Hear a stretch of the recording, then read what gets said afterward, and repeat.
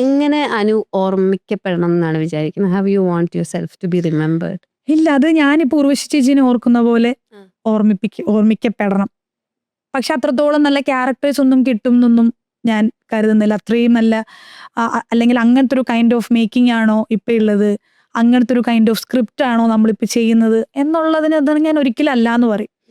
കാരണം ഞാനൊക്കെ ഇഷ്ടപ്പെട്ടിട്ടുള്ളത് ചിത്രവും ഈ പറഞ്ഞ തലയണ മന്ത്രവും ആ ഒരു 90s സോങ്സ് ആണെങ്കിലും സിനിമയാണെങ്കിലും ഒക്കെ എനിക്ക് ഇപ്പോഴും ഇഷ്ടം. ഞാൻ എപ്പോഴും പിങ്കിയുടെ അടുത്തൊക്കെ പറയുമ്പോൾ ഞാൻ പറയും ഞാൻ കുറച്ച് മുന്നേ ജനിക്കണമായിരുന്നു എന്ന് പറയും.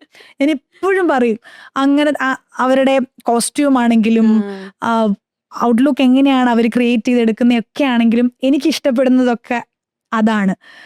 അപ്പൊ ഞാൻ പറയും കുറച്ച് മുമ്പ് ഞാൻ ജനിക്കേണ്ടിയിരുന്നു, കാലഘട്ടം ഒരു ഇച്ചിരി ഇങ്ങോട്ടേക്ക് മാറിപ്പോയി എന്ന് ഞാനിങ്ങനെ ചുമ്മാ പറയാറുണ്ട്. അപ്പോൾ ഇപ്പൊ ഞാൻ ഇത്ര വർഷം കഴിഞ്ഞിട്ടും ഉർവശി ചേച്ചിയൊക്കെ ഏത് കാലത്ത് ചെയ്യാൻ തുടങ്ങിയതാണ്. പക്ഷെ ഇപ്പൊ ഞാൻ ഇവിടെ ഇരുന്ന് പറയുമ്പോഴും ഉർവശി ചേച്ചിനെ പറ്റി പറയണം എന്നുണ്ടെങ്കിൽ അത് അവര് ചെയ്ത ക്യാരക്ടേഴ്സ് ആണ്. അപ്പം അങ്ങനത്തെ ഒരു ഇതിൽ തന്നെ അല്ലെങ്കിൽ ചെയ്തു വെച്ച ക്യാരക്ടർ അതൊന്നോ രണ്ടോ ഒക്കെ ആയിക്കൊള്ളട്ടെ, പക്ഷെ ഉണ്ട്. ഇപ്പൊ ഒരു 12 വർഷം 13 വർഷം കഴിഞ്ഞെങ്കിലും എല്ലാവരും ഡയമണ്ട് നെക്ലേസ് ആണ് ആദ്യം പറയുക.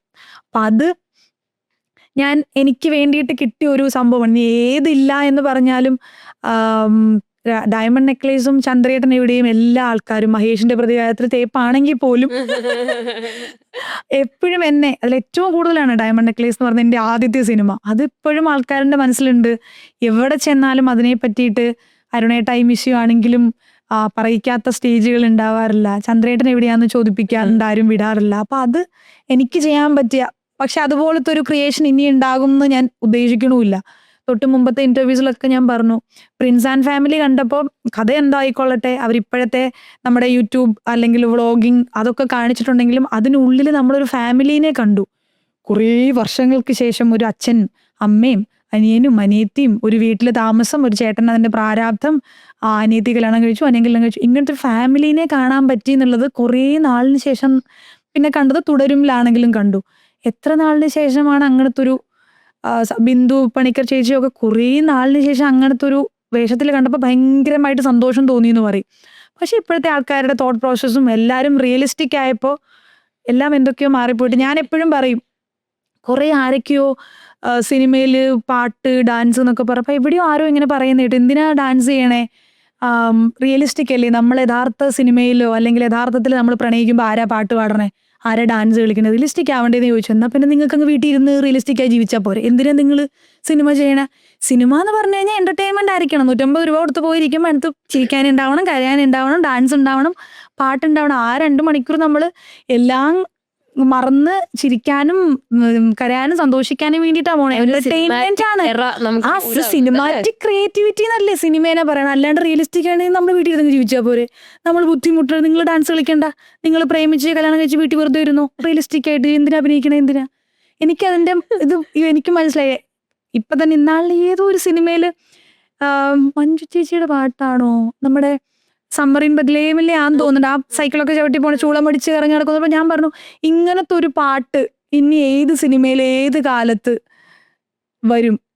കുറേ സിനിമകളിലെ പാട്ട്, ചിത്രത്തിനകത്ത് മറ്റേ ദൂരക്കിഴി കുതിക്കും മാണിക്ക് ചെമ്പെടുക്കുക എന്നൊക്കെ പറയുന്ന സാധനങ്ങൾ ഇപ്പോഴും ഞാനൊക്കെ മേക്കപ്പ് ചെയ്യുമ്പോഴത്തേക്ക് ഇടുന്നത് നിന്റെ പ്ലേലിസ്റ്റ് അതിടും. ഞാൻ 90s സോങ്സ് എന്ന് പറഞ്ഞിട്ട് ഇടും. ആ സമയത്തെ സിനിമകളും പാട്ടുകളും സിനിമേന്റെ പാട്ടുകളിലെ ലിറിക്സുമാണ് ഇപ്പോഴും ഉള്ളത്. ഇപ്പോഴത്തെ ഒന്നിന്റെ ലിറിക്സ് അറിയില്ല, കാണുന്നവരൊന്നും പറയരുത്, പക്ഷെ അറിയില്ല, വരികൾ പഠിക്കാൻ പറ്റുന്നില്ല, ഓർമ്മയിലില്ല, കേൾക്കുന്നില്ല.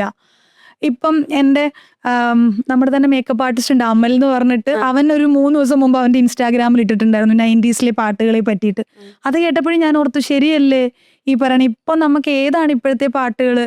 കുറച്ച് പാട്ടുകളുണ്ട്, പക്ഷെ അതിലേറെ എത്രയോ പാട്ടുകളാണ് കാലം കടന്നു നമ്മൾ ഓർക്കുമോന്ന് നമുക്കറിയില്ല. പല ഫ്രണ്ട്സിന്റെ വണ്ടിയിൽ പോകുമ്പോഴും അവരുടെ ഒക്കെ പാട്ടുകൾ ഇപ്പോഴും ഇതാണ്. അപ്പൊ ഞാൻ പറഞ്ഞു, നിങ്ങളും ഇത് തന്നെയാണോ കേൾക്കുന്നത്? പിന്നെ അതൊക്കെ അല്ലേ പാട്ട് എന്ന് പറയും. അപ്പൊ എന്നെ സംബന്ധിച്ചിടത്തോളം സിനിമ എന്ന് പറയുമ്പം ഇറ്റ് ഷുഡ് ബി എന്റർടൈനർ, അല്ലാണ്ട് നമ്മള് റിയലിസ്റ്റിക് ആയിട്ട് മാത്രം പോയിരുന്നിട്ട് ആർക്കടിച്ചിരിക്കാന്നുള്ളതാണെങ്കിൽ ആയിട്ടുള്ള സിനിമകളും ഡെഫിനറ്റ്ലി. അപ്പൊ ഞാനിങ്ങനെ പറയൂ, ഇനി ഏതെങ്കിലും സിനിമയിൽ കല്യാണരാമനത്തെ സോങ്സ്, ഇഷ്ടം സിനിമ, ഇതൊക്കെയല്ലേ. കല്യാണരാമനൊക്കെ ഇപ്പോഴും ടി വിയിൽ വന്നു കഴിഞ്ഞാൽ വിടുന്ന പരിപാടിയില്ല. അതൊക്കെ എന്തുകൊണ്ട് ആർക്കും ഇഷ്ടമില്ലായിട്ടാണ്. പക്ഷെ അത് എൻജോയ് ചെയ്യുന്ന ആൾക്കാര് ഇപ്പൊ ഉണ്ടോന്ന് അറിയില്ല, അത് ക്രിയേറ്റ് ചെയ്യുന്ന മേക്കേഴ്സ് ഉണ്ടോന്ന് അറിയില്ല, റൈറ്റേഴ്സ് ഉണ്ടോന്ന് അറിയില്ല, ആക്ടേഴ്സ് ഉണ്ടോന്നും അറിയില്ല. അപ്പൊ പിന്നെ നമ്മളും കാലത്തിനൊത്ത് ഓടുക എന്ന് പറയുന്നത് പോലെ പോകുന്നു, അത്രേ ഉള്ളൂ. പക്ഷെ ഞാനിങ്ങനെ പറയും കുറച്ച് മുന്നേ ജനിക്കണമായിരുന്നു. ചിരിക്കണമായിരുന്നു.